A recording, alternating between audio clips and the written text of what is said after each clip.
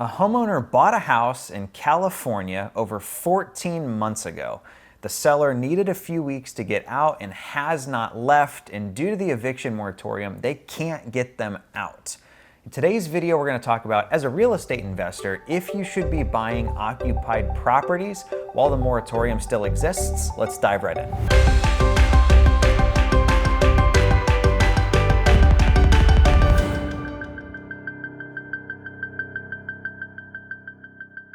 As a real estate investor, when we're going direct to seller looking for off-market properties, we get calls all the time on properties that are like tenant occupied, an owner lives there, somebody's on a lease, maybe a month to month.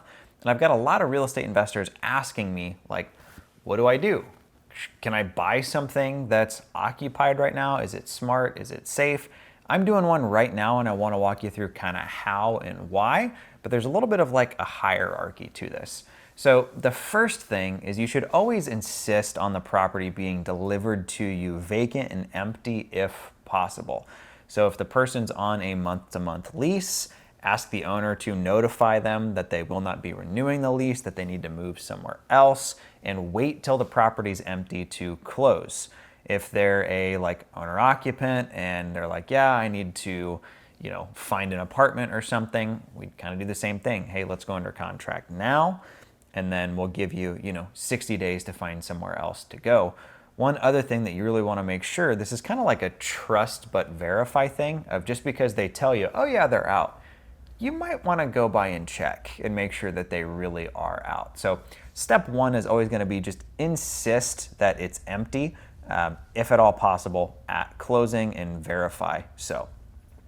Now, there are times though where they can't give you a property with it being empty. So let's say that there's somebody there on a long-term lease, right?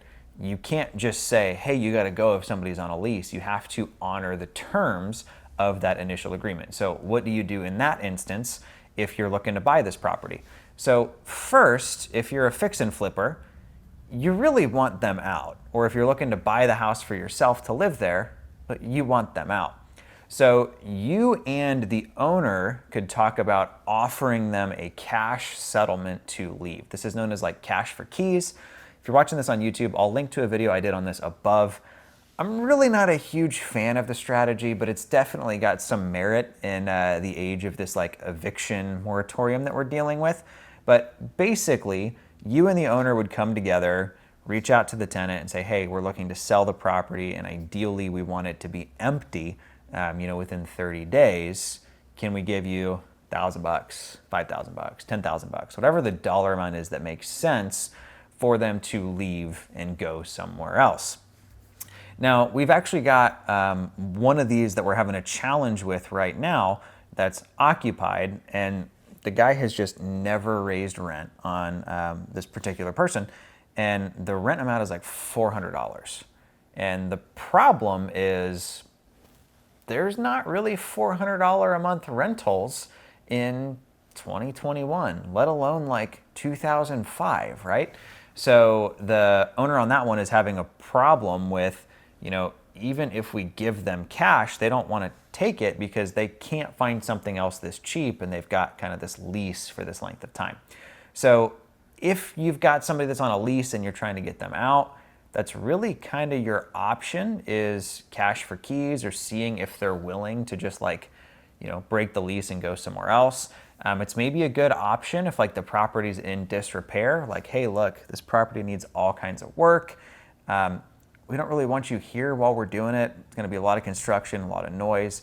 So if you'd like to just move, we'll let you out of your lease, give you your full security deposit back. They might just take that. You might not even have to pay them. On that second point of they've got a lease, but maybe you're a buy and hold investor or you're using the BRRRR model or strategy, you want them to stay, right? You're looking to collect rent and cash flow on the property. You're fine with the terms of that lease. You really, really, really want to trust but verify. So, hey, that's great. You say they pay on time every month at certain rate. I need to see bank statements, or I need to see, checks or whatever it is.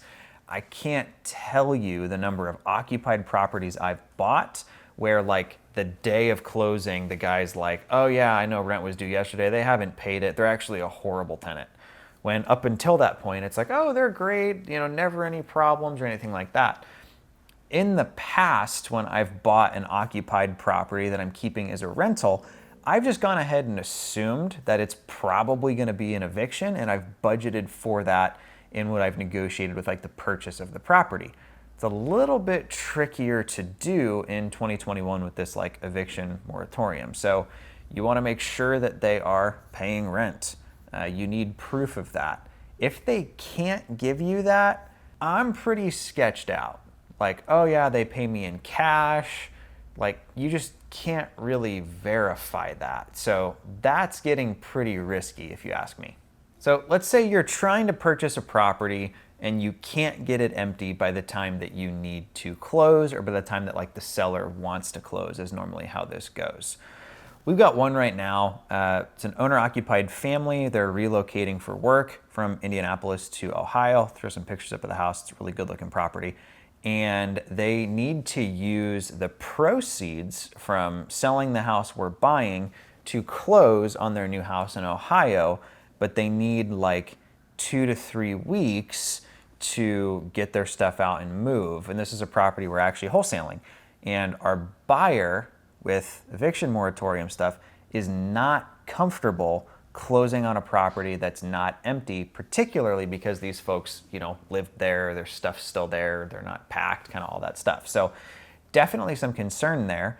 So what do you do if somebody's on, say, a month-to-month lease, or the owner just says, hey, I want to close before they're out or before I'm out? So that's where we use an escrow holdback. So what an escrow holdback is, proceeds, any or all, that the seller is getting from the sale of the property, we keep at the title company, and those only get released to them when the property is empty. So like with this one we're doing right now, we negotiated $10,000.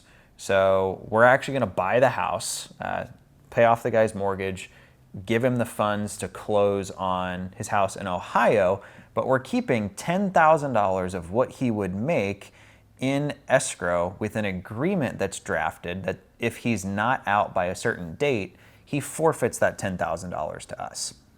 Now, Indiana is not California.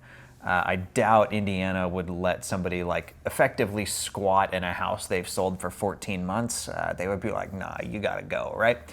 But the reason why we're comfortable doing it with this one, we have the escrow holdback at $10,000. Now, our end buyer on this deal, that wasn't enough for him. That didn't make him feel comfortable. So, okay, that's fine. I'm comfortable with that level of risk. But B, they're moving for work, job transfers happened, and they're literally under contract purchasing another property, and the title company is sending the other money that they're making directly to the bank to cover their down payment on their new purchase. So they're sending it to the title company in Ohio.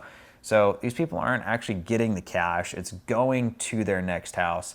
We got $10,000. You only have to give them like 2 weeks. That makes me pretty comfortable with like taking the risk on this one to kind of bridge that gap for them. But if it was like, yeah, the tenant will be out, but I need to close before then, I might be a little bit more uncomfortable with that. So that's kind of how an escrow holdback works, and when we use it, most title companies can do these for you for like 100, 200 bucks, draft up the paperwork. It's really pretty easy. We use them all the time when an owner needs a little bit longer, or they're working on getting a tenant out, something of that nature. Before you consider buying an occupied property in 2021 with the eviction moratorium going on, you really need to understand how your local market is handling that eviction moratorium.